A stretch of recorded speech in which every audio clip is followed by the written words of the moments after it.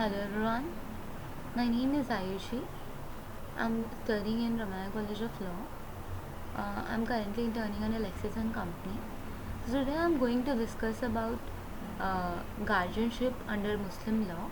In that I'll discuss about what is guardianship and who can be considered as a guardian, and even I'll discuss how many types of guardian is there in under Muslim law, and what are the rights given to the guardian.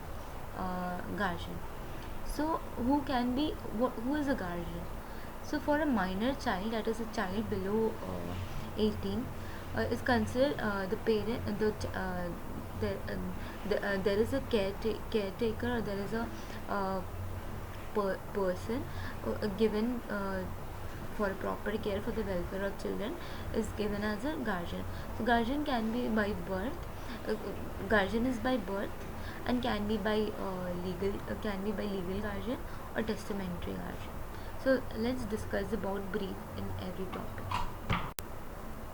As guardianship, in the Muslim law, guardianship and the custody on the one hand, detailed rules have been laid down for the guardianship minor's property.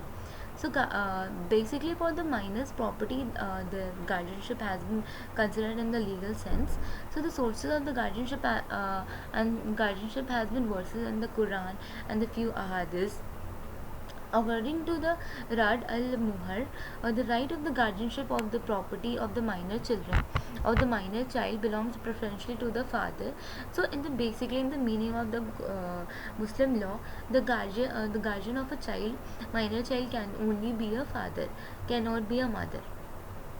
Father to access his father in his absence is executor, and the father in his absence the executor, and the if the father has also died without appointing an executor, then the grandfather, and if the and grandfather and if the guardian after the death of the grandfather is all grandfather belongs to grandfather's executor, and the grandfather's and if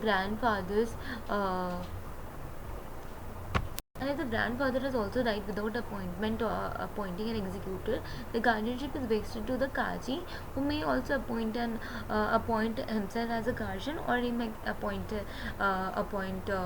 guardian like executive guardian to a child. So basically, then the classification of guardian is on the basis of uh,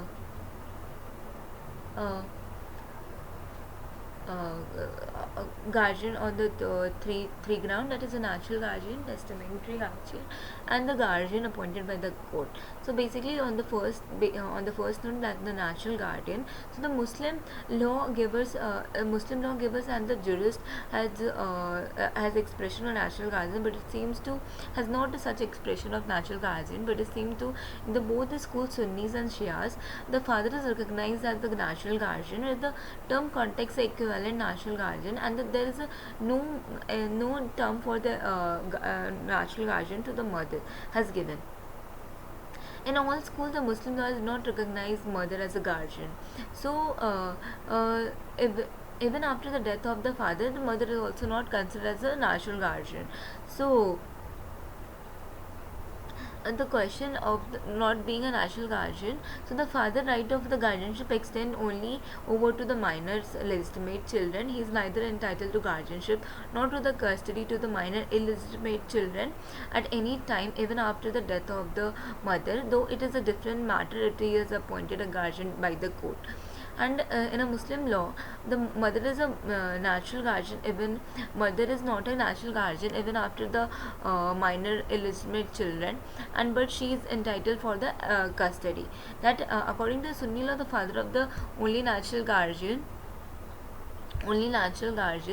and even if he died, then it belongs to the grandfather. If the father is appointed an executor, the executor of the father become the guardian only in absence of the grandfather.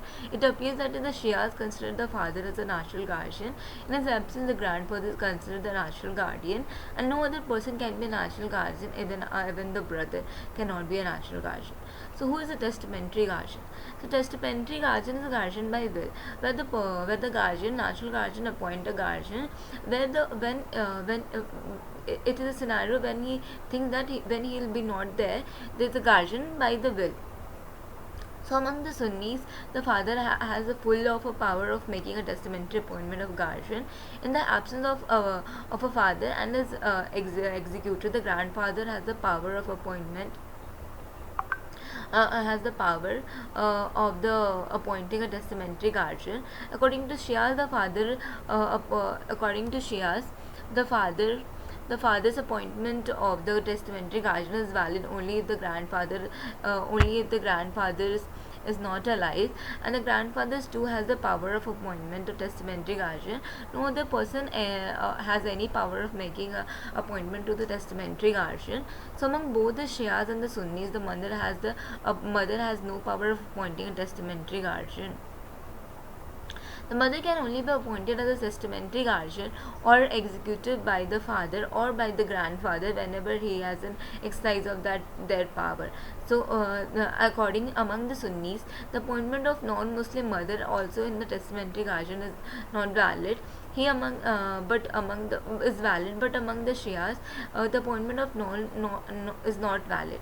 That if the non-Muslim mother is appointed by the natural guardian or the grandfather or the father of the child, there is no validity of such guardian.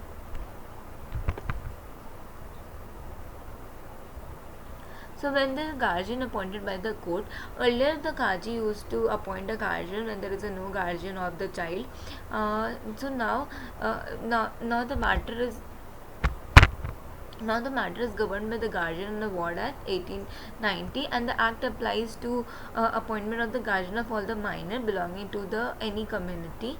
So here are the three classification of the on the basis of the on the basis of the guardianship.